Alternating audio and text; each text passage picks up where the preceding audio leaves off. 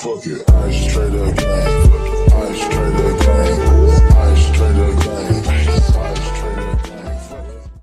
Now, as children in Jamaica, we are fed this fairy tale about the Maroons.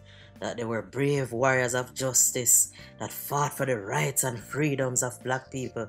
That Nanny was out here catching bullets with her body for your freedom. This fairy tale not only stopped in Jamaica, but then it got into the rest of the black diaspora and the rest of the world. Put the Maroons on this undeserved pedestal. Now, because of the fact that most Jamaicans don't read or know our history. For the past 100 years or so, give or take a few, the Maroons have forged an identity built on lies that for the most part has gone unchallenged. Now, the latest Maroon trying to sell Jamaican people a lie is a so-called chief, Richard Currie.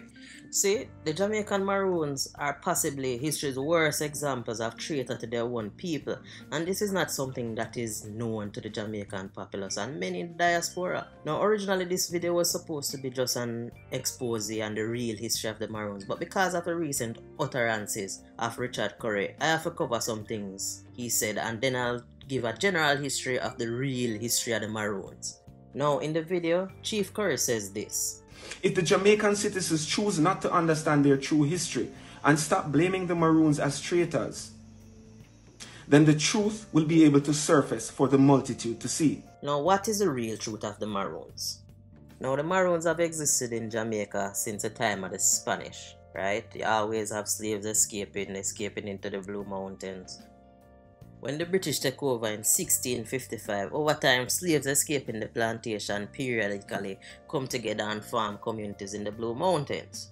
The Maroons never came under real pressure until 1728 when the British appoint a new governor, Robert Hunter, and in an attempt to get recognition he decided to try and round up the Maroons.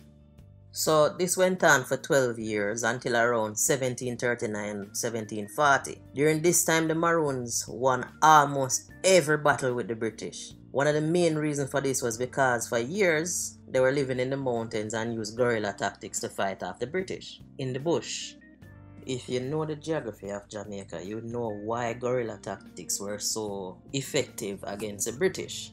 There's no way troops from England that only know how to fight on flat land can beat people used to living in the mountains that cover the majority of Jamaica, right? This is also one of the main reasons Uncle Sam troops did have trouble when them going to places like Afghanistan, cause the place is nothing but hill and mountainside. And if you don't know it as well as the locals, even with all the modern technology, you're not gonna beat them on them. Now in 1740, a man named Edward Trelawney get governorship of Jamaica, and he was smarter than the average bear. That's why the parish named after him even to this day. See, Trelawney knew that the easiest way to win quote-unquote peace was to buy out the Maroons, because just like the people that sold them into slavery in the first place, Trelawney did know that the Maroons, like even modern day Jamaicans, love sweets. Now, when I say love sweets, you know what I mean. The mirage that you can have equality with the British and him on your side and him is your friend, him is your brethren. Now, the Maroons love to boast about the treaty that them signed with the British that gave them sovereignty and the right to rule themselves. You would think, say, for the 12 years that them spent a beat the British based on how the treaty right, it sound like the British them win the fight. If you look on the screen, this is a copy of the treaty. I'm not going to read it out in its entirety right now, maybe in another video, but I want to highlight certain sections of the treaty. The first 5 articles deal with saying that the Maroons are free forever and to do whatever and plant whatever. And in Article 5 particularly, it says within the bounds of Trelawney Town and Cockpit country, the Maroons basically agreed to put themselves in a reservation. Now, if you know anything about reservations, you know like what happened in America after the Europeans beat the natives and forced them to live on a small plot of land and govern themselves. Now, Section 9 is the section that the Maroons them not like talk about, and is one of the most famous sections, the one that them follow to the T for almost 200 years. Now let me read it out. Section 9 says that if any Negroes shall hereafter run away from their masters or owners, and shall fall into Captain Cudjoe's hands, they shall immediately be sent back to the chief magistrate of the next parish where they are taken, and these that bring them are to be satisfied for their trouble, as the legislator shall appoint. The assembly granted a premium of 30 shillings for each fugitive slave returned to his owner by the Maroons, besides expenses. Now, if we do a quick calculation using the currency calculator from the British National Archives, if you do quick maths, the Maroon didn't make the equivalent of £177, roughly around $37,000 Jamaican now for every runaway the Maroons capture. So it wasn't only a matter of sticking to the treaty while the Maroons go out and capture slaves. Them didn't make money from it, plain and simple, and that's the part they don't like talking about. Continuing, section 10 says, all Negroes taken since the raising of this party by Captain Cudjoe's people shall immediately be returned, meaning that any runaway slaves that start fight with Cudjoe within the past couple of years should be returned to slavery immediately. And of course, they did follow the mandate of the treaty. Today, in this era of time, it is globally accepted that nations have a reciprocal relationship as it deals with extradition. So when one reads the treaty, it's not hard to see that Jamaican citizens who were slaves at the time under the British Empire had a choice to join the Maroons under Cudjoe or his successors and be protected. Those who were fugitives from criminal activities or wanted to disobey the treaty agreement would be returned, similar to how extradition works today. So again, Richard Currie saying, the people who fought along Cudjoe were free to join Cudjoe and whatever. Lie, nothing but lie.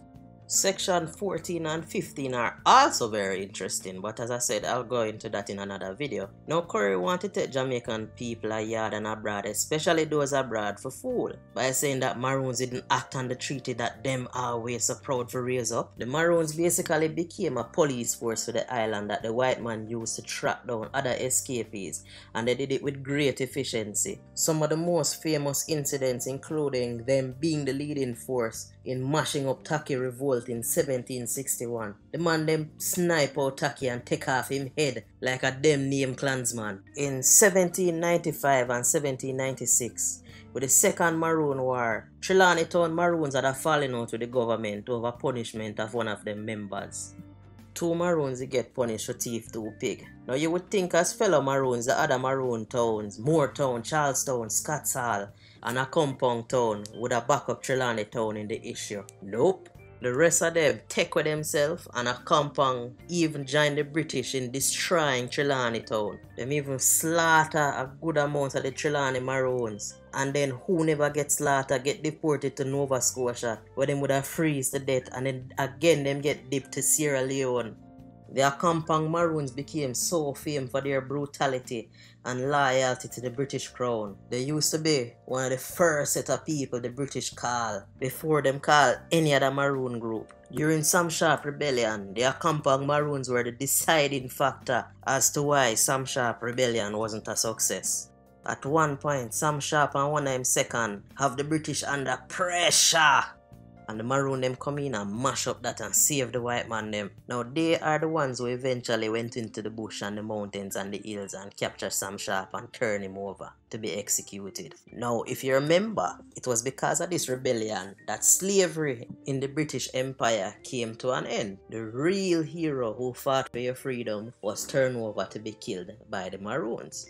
They don't like to talk about that. And next famous incident is a case of the Maroon violence during the Morant Bay Rebellions, where hundreds of regular law-abiding Jamaicans were slaughtered by the Maroons wholesale. It was so bad that even the British were looking at the Maroons sideways. In an attempt to prove their loyalty to the British, the Maroons went overboard and slaughtered the sick and the elderly, and a lot of innocent people that had nothing to do with the rebellion, even people they had disputes with. First-hand accounts of the incidents exist, so you hear it straight from the horse's mouth about the atrocities they witnessed from the Maroons. Now this is a post-slavery rebellion, so even after slavery, the Maroons, especially those from Accompong, were being attack dogs to the British. They never had to do it, but they chose to do it anyway. It was during this rebellion that the Maroons hunted and captured Paul Bogle. This one holds significance to me because as a kid, this is the one that did have me scratch my head. I said if they were all fighting for freedom, why would they capture him and turn him over for execution? There are many other cases of the Maroons following the treaty and selling out other black people. Some of the names I'm sure you've never heard of about is Akua, Apongo, Abruco, Simon, etc. Jamaica was in a constant state of rebellion over the years, and the main reason none of them succeeded was because of the intervention of the Maroons, especially Accompong. So the fact that Richard Currie is now trying to rewrite history is madness. So one of the main questions you probably have at this point is, after all of the years and all of the wrongs that the Maroon did, how is it that they were able to refresh them image, change the image of them as being traitors who did nothing, and I mean nothing, for black people except themselves? And the answer to that, my dear Watson, is politics.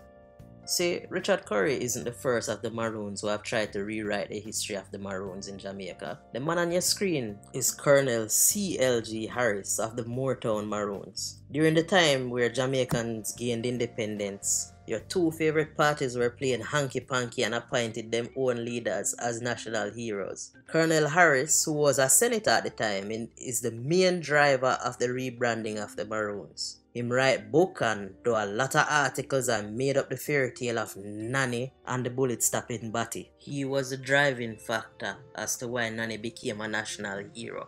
And it was easy to convince the others, as Nanny was advertised as a strong female leader that could stand toe to toe with any man. But yeah, that's it. That's a short and sweet story about the truth of the Jamaican Maroons.